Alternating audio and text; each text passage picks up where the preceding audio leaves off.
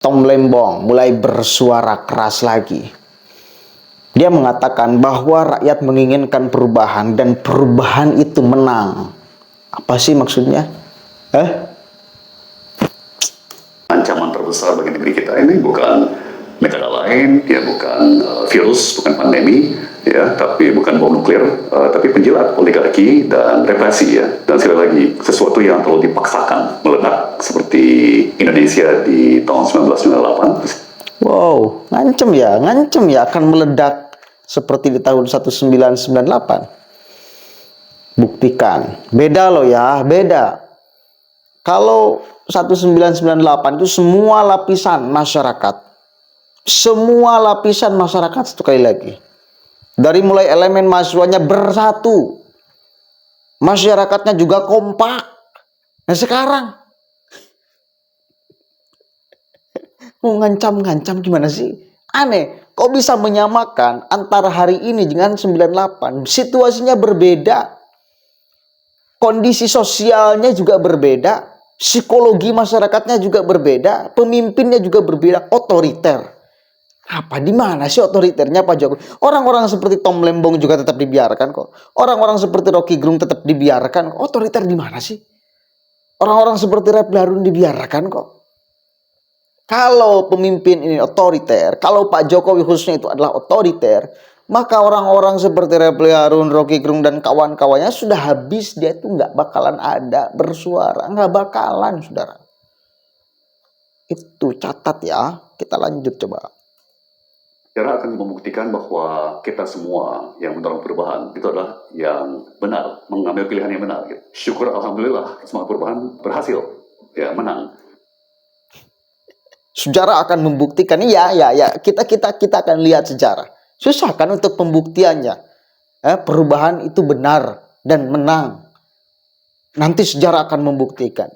Bagaimana cara membuktikannya sejarah? Wong sekarang mereka juga gak menang kok. Gimana sih? Intinya mereka terus akan mencari argumen untuk membenarkan apa yang mereka lakukan. Padahal belum tentu benar. Belum tentu benar. Dan ciri-ciri orang yang tidak punya argumen kebenaran, dia akan lari ke yang abstrak, saudara.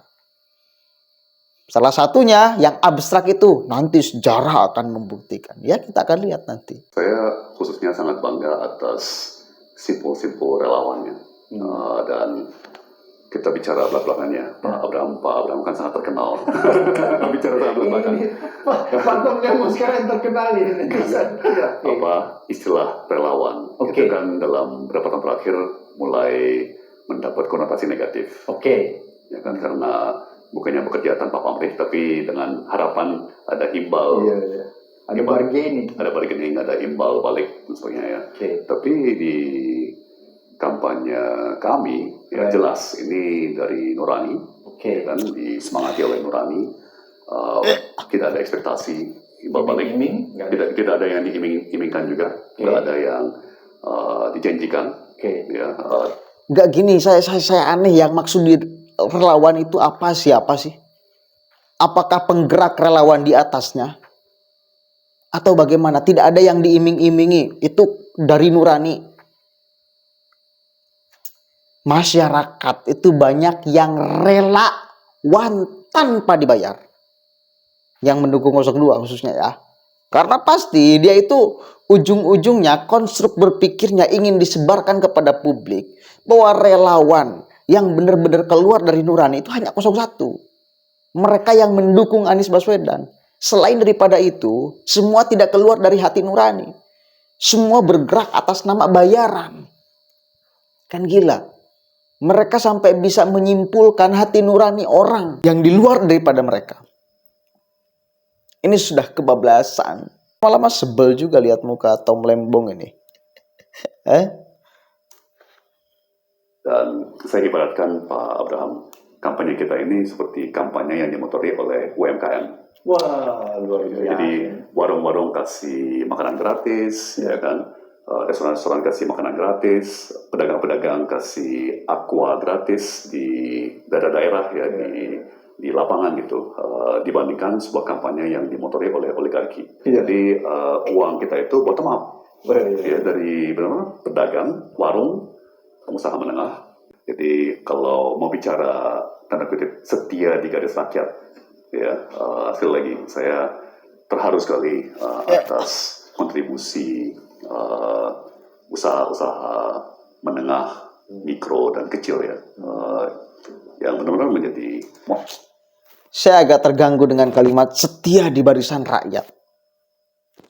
Maksudnya setia di barisan rakyat itu rakyat yang mana, Pak? Awas, ini untuk mengganggu loh, mengganggu pikiran masyarakat. Agar semua itu naruh simpati kepada Anies Baswedan. Bahwa Anies itu adalah calon presiden pilihan rakyat. Didukung, disokong atas kekuatan rakyat. Semua rakyat itu sampah. Di barisan rakyat itu rakyat yang mana? Rakyat pendukung Anies. Berapa biji, berapa persen? Daripada gerakan kita ya. Jadi ini udah memperlihatkan kita semua bahwa betapa kalau hati nurani yang bergerak itu nggak bisa lagi dibendung ya. Kira-kira seperti itu ya, Buntong. Menarik tadi Buntong bilang, ini bukan digerakkan oleh oligarki, tapi digerakkan oleh semacam UMKM ya, yang ada di bawah. Tapi saya mencoba berpikir ya, Buntong. Nggak apa-apa saya panggil Buntong ya. Please. Bahwa kira-kira apa jadinya kalau sebuah pemerintahan itu terpilih, tapi pemerintahan itu pemerintahan yang didukung habis, atau pemerintahan yang disetir oleh oligarki. Kita di sini masih bicara pemimpin dengan rasa raja atau kerajaan. Ya. Kalau Thailand itu benar-benar kerajaan, Iya. ya kan? Mereka udah ratusan tahun menjadi kerajaan, Iya. Dan nggak pernah dirubah. belum dirubah. Iya. Dan Monarki yang konstitusional. Monarki konstitusional. Udah cukup ya, jangan terpengaruh. Nggak jelas juga konsep mereka itu, nggak jelas juga. Bagi saya nggak jelas juga. Dan yang ngomongnya sangat subjektif kan. Seolah mewakili, suara mereka itu seolah mewakili suara seluruh rakyat Indonesia. Padahal saya bagian daripada rakyat. Penonton yang ada di sini adalah rakyat, yakin diwakili oleh mereka. Berjalan beriringan bersama-sama dengan mereka. Yakin mau? Mungkin ada yang mau. Berapa persen? Jadi gini loh. Seolah-olah yang berada di pemerintahan, yang didukung oleh pemerintahan, semua bangsat. Yang di luar pemerintahan itu suci. Ini persoalan politik. Mungkin kalau posisinya kebalik, Anies yang berada di pemerintahan, misal Anies yang jadi presiden, di luar Anies, di luar pemerintahan akan mengatakan hal yang sama. Oh, mereka bangsat, kita yang oposisi suci. Ini soal posisi aja. Soal posisi, soal kepentingan politik aja.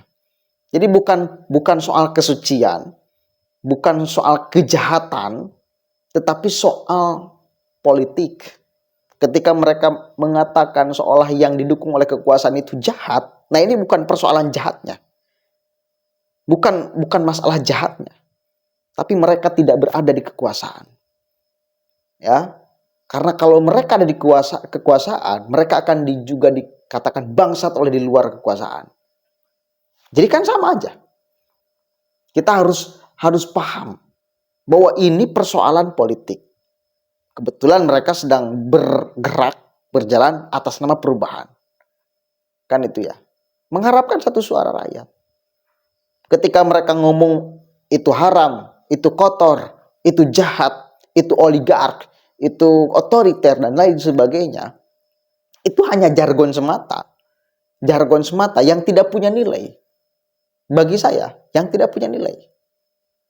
Tidak punya nilai. Hanya sebatas retorika aja.